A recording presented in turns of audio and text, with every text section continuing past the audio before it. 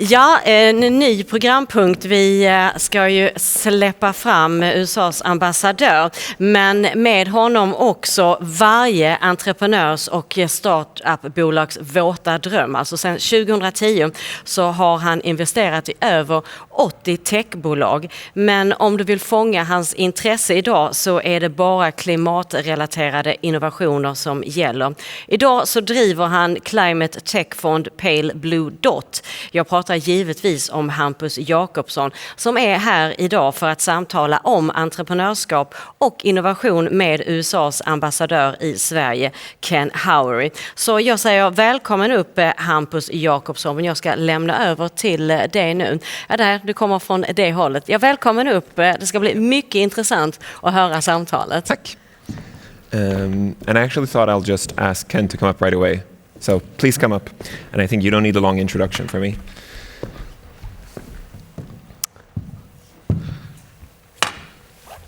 So first of all, thanks for coming here. Thank you. You've been in Sweden for a year now. I mean, an American in Sweden. What are your main observations? What Sweden's like? I was actually hit my 1 year anniversary I think last week. So it's been a great first year. I'm a huge fan of the country. I think I got posted pretty much to the best country I could have in the prior 12 months. I think it's really I think the U.S. and Sweden have really good relations, kind of across the board. Work closely together on everything from to defense, on science, on our companies work closely together. I found that the Swedes extremely warm and welcoming. You're probably the only person who said that. They've made me feel right at home. I love how outdoorsy and how much nature is a part of the culture, something I've always enjoyed. So it's made me feel right at home. The only part that's been maybe a little hard to get used to, given I've lived in California and Texas, is maybe the darkness. Yeah. But that aside, it's literally been an incredible year, and extremely grateful to be here. You don't know that there was this massive McKinsey report that they showed that expats, Sweden is the worst country to be in as an expat, because Swedes are not super friendly at letting new people in. So you apparently haven't experienced that at all, which is great to hear. Maybe people treat me a little differently than a normal expat just because of my job or something. Hopefully. But no, I think it helped. I had a few Swedish friends before I arrived, and I'd been here to the country 6 times before I moved here permanently. Okay. So I had a sense of what I was getting into.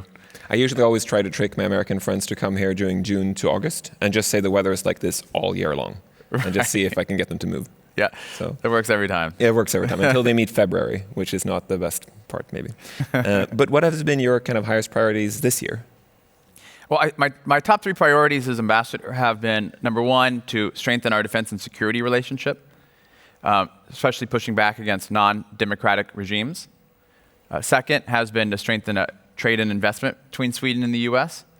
Obviously spent some time working on just technology and entrepreneurship, given my background. And third, I focused on building people-to-people ties between both of our countries, kind of reminding people of how close our cultures are. Done this through focusing on scientific and educational exchange and programs, similar for art and culture. And I mean, on that note, on entrepreneurship, the US is naturally, and especially certain parts of the US, are just factories of amazing companies. And Sweden actually has one of the highest ratio of unicorns per capita in the world, which is kind of absurd for this small little country to have such a large amount of companies built. What do you think that, looking at Sweden, what do you think Sweden should do more of, and what are things that we need to improve on that front? Yeah, no, I agree. I was extremely happy when I found out, like you mentioned, Stockholm has the second highest number of billion-dollar startups per capita behind Silicon Valley. I know that this is an issue that gets debated and talked about a lot. What's the cause of this? My own observations about what have been important include a number of things.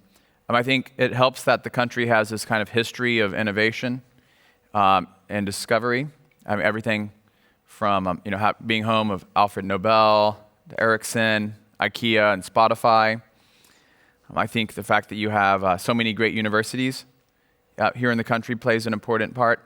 I had a chance to visit Lund University yesterday, obviously a top 100 worldwide university, and made other visits up. Luleå Technical University and Chalmers, amongst others. Obviously producing the next generation of innovators and entrepreneurs.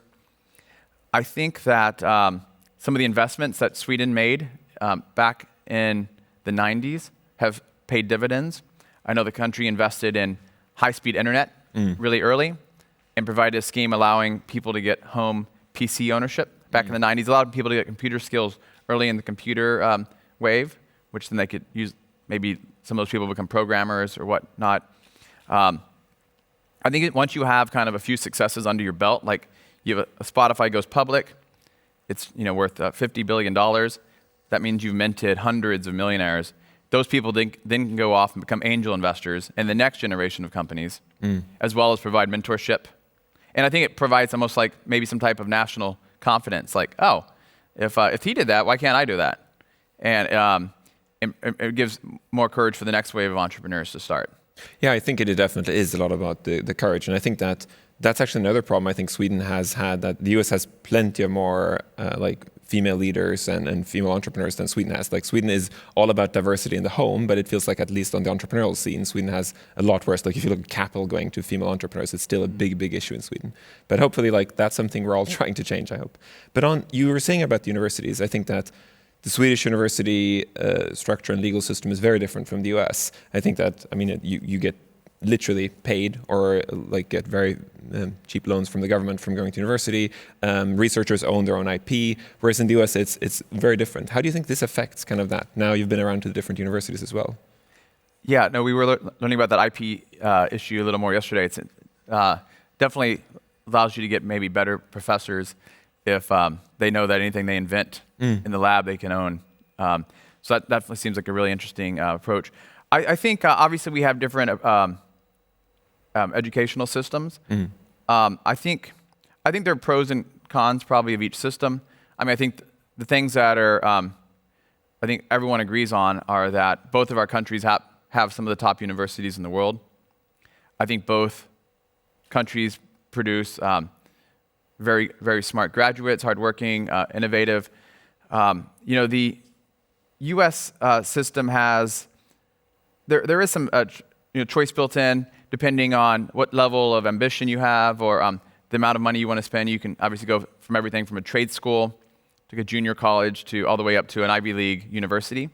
So there is a wide range of different choices available. I think the main thing is that the schools in both of our countries are teaching students to think critically, to challenge assumptions, and to look at new ways of doing things, which is ultimately what matters in the long run. So I think both approaches work. Even I'm sure that both of our systems could probably learn something from the other systems. But that's part of what I'm trying to do through some of these creating more collaborations between universities and getting more conversations going. Yeah, and I think sometimes it can lead to like both issues and benefits, I guess. When Emmanuel Charpentier, who just got a Nobel Prize with Jennifer Doudna on CRISPR, Jennifer Doudna was in the US and Emmanuel Charpentier was in Luleå, which is like complicated also from an IP perspective, how that's sort of handled. So I think there are definitely things to learn. But on that note, you also said like the different ways of looking at, like in the US, as you said, you can choose all the way up to an Ivy League. Sweden has this kind of a bit of a glass ceiling, like more of a socialist view of how the country is built. Like there's this law of Jante, which is called in Sweden. And I think the US has very much like you can strive from the stars. Have you felt that during your stay, how that affects things like entrepreneurship and education? Or do you think is the world more global now that like people, like teenagers all in the world? Yeah, obviously we hear about these differences as well. Yeah, I wonder if some of the stuff is maybe a little overblown when it comes to these national stereotypes or these kind of maybe some of it's like, it's easy to talk about in the press, or it's like this rhetoric. I wonder if it fully applies as much as people think it does. I would say that whichever system you have, though, I think if you look at the results, I think the fact that both of our countries are creating so many great companies, are creating great scientific inventions, being so innovative that, in a way, it suggests that obviously policy choices do have an impact on business, on people's choices. It changes maybe the motivation, whether to start a company or do this or that. So obviously, I think it does matter on the margins, but I think the bigger issue is that bigger point is just that no matter which of the two systems you have, both seem to be, again, they seem to be working. They seem to be, exactly. Maybe things would be a little different if we had Yante law in America or more the American dream style in Sweden, but we're never going to be able to run that experiment. Well, I think, culture is very global, right? So maybe affecting each other. I think on that note, I think on global power, I think that the last 5 years we've seen a bit of shift in how the world views itself and like who the world powers are, where the conflict battles are, political home-shoring of jobs, a lot of these things, shorter supply chains due to COVID and all these things. Do you think that globalization, now you're an ambassador, you're obviously playing a big part in the globalization role. Do you think globalization is at its peak? Or do you think that we're going to become a more interconnected global world? Or do you think people are going to be more looking at their own? Let's see here. I do think that the COVID-19 pandemic has highlighted the fact that global supply chains and logistics are more subject to disruption than people thought.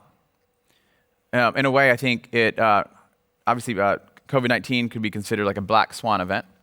I don't think anyone predicted it or built it into their risk models or properly insured against it. I think it was kind of really hard to do that.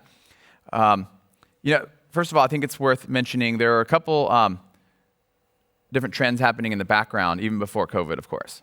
So we've seen several decades worth of offshoring, basically moving jobs overseas to save money. You can debate this. Obviously, it's caused some probably grief in a bunch of countries as a lot of jobs are moving overseas. People find themselves not knowing, losing their jobs and kind of having some resentment around that. At the same time, I think a couple trends are kind of moving the opposite direction. You have the automation and robotics, which obviously then make it suddenly, if you're not worried about comparing labor costs or arbitraging that, why not move production back onshore, where you can control the machines and have a little more control over the process. The other one is the greater awareness of just the environmental costs of shipping supply chain items from supply chains from around the world when you can build it locally. I think consumers are demanding that products they buy are more sustainable, and a part of that is like looking at overall cost, fuel, et cetera, to get it from overseas is obviously part of that equation. I think then also this whole, there's been a greater awareness of China as part of the pandemic. You had a lot of companies who had production or supplies in China who weren't able to get them out during the pandemic, so they had to reassess the risk levels of putting items there. You also have companies and countries increasing awareness of like intellectual property theft, forced technology transfer, maybe other political economic cost of basing in China, and are kind of reassessing the decision to do so, along with, call it the greater awareness of the human rights abuses. And often goes with that is, pressure for consumers to not buy products who are kind of aiding and abetting these human rights regimes, abuse regimes. So I think all that combined is basically you're going to see more and more things being produced locally, whether that's in the same country or the same region. I expect that's going to be the case for Sweden. I assume that's going to be the case for the U.S. Not even to mention some of the other issues that go along with this, like secure telecom, et cetera. So I do think you're going to see a big change in the coming years because of this. Yeah, and I think that then, to my favorite topic, I think as you mentioned, if anybody could have foreseen the pandemic, but also on some of these trends, climate change is obviously one of the things that I think that people have started to realize the last, years, honestly, that it's really, really true. Even if people have been very serious and really right about it since the 70s, there are so many different ways of thinking how to tackle climate change. You could see it and probably all are needed. Like you could see it politically, you could see it from a consumer, you can see it from legislation and tax, you could see it from companies. Like do you feel like is it part of your role at all? And like what are your views on like what can we do? And I mean, is there anything we can do politically between countries? Let's see here. Let me try to pack a couple different questions in there. Mm-hmm. Oh, first of all, I do think there are some great opportunities for companies that are leading and developing a lot of the technologies that are helping address climate change. I think there's going to be many, multi-billion-dollar companies that are created. Obviously, there's huge contracts. Employees want to work at companies which are protecting the environment. It's helping with. I think consumers maybe want to buy products that are sustainable, like we talked about. I had a chance to visit a Swedish company last Friday called Northvolt, which is producing batteries up in north of Stockholm, and impressive facility they have. At this point, the company is worth billions of dollars, and they're just kind of getting started. So impressive facility. I also, they said their main competitor is a Chinese company that's worth $80 billion. And so obviously they're huge sums we're talking about, huge valuations. I grew up in Texas, and everyone obviously thinks of Texas as a huge oil and gas state, which is clearly true. It's like the history of the state. We've got a lot of money. But what people don't realize a lot of times is, at this point, Texas is leading the U.S. in wind power. And part of this was actually a partnership with the state government, who went ahead and kind of built power lines to remote parts of the state, so that if people built wind farms, they could get that power onto the grid. So it's a perfect example of like private-public partnership with a really good result. So I think you're going to see more things like that. And then similarly, I do think there's going to be opportunities for partnerships between countries as well. Certainly think that is the case. So I think you're going to kind of, I think you're going to see innovation on across the board and more entities working together to help solve this. Yeah, I think that's what sort of I'm spending my time on, and we are betting on us. We think it's just extraordinary how strange it is that so few funds and people are actually investing in kind of climate innovation, like modern climate innovation. A lot of people are still investing in, when they see climate, they see the things that were around 10 years ago and sort of not really looking at where to go, which I think is really fascinating. I think that's why we're sort of much loving what we're doing, because we're getting to work with some of the leading scientists, some of the amazing entrepreneurs who see these opportunities. And as you see, it's all the way from consumer demand, employee relationships, shareholder.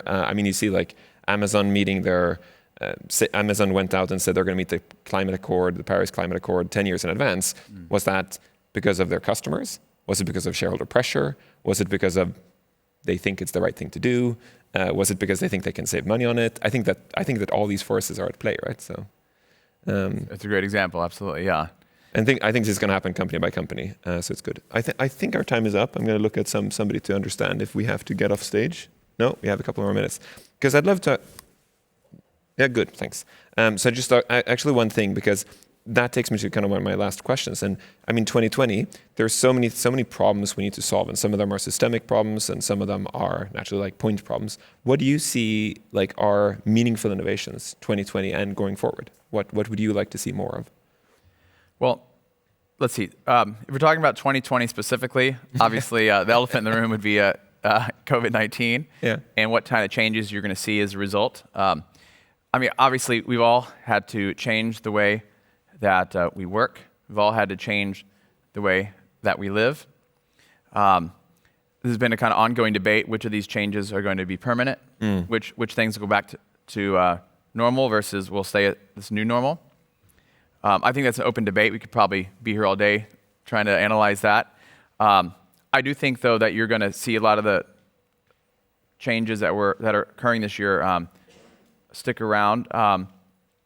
Everything from probably the rise of telemedicine. Yeah.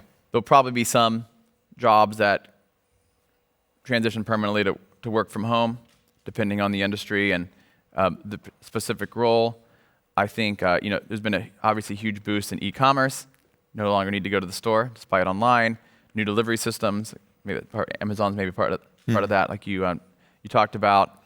I think probably many other changes. I had a conversation last night with a Swedish CEO of a major Swedish company, and he was talking about how pre-COVID, they sell these machines across the world, and they would have to send a technician, maybe across the globe to go fix this problem because it obviously slow down production, be like millions of dollars in cost if this part's broken, and so you have to pay for all these flights, and it takes a while to get there, so you can't get really fast and starting production back up. And now they went from 0 to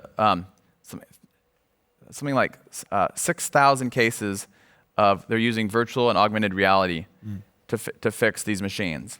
And the customers before never would have permitted this, but instead they can, his technicians can throw on a headset and walk someone there on the ground on how to fix this. So you solve the problem instantly instead of 12 hours later when your flight lands. The technician can now maybe repair 10 times as more machines per day. So that means less production losses. So it's kind of a win-win-win. You can debate where those savings go, but obviously that seems like a permanent change to me. So I think you'll see many more things like that, where people just figured out they experimented this thing by force, and they realized it causes efficiencies in a few ways, and they keep some of those behaviors because of these changes.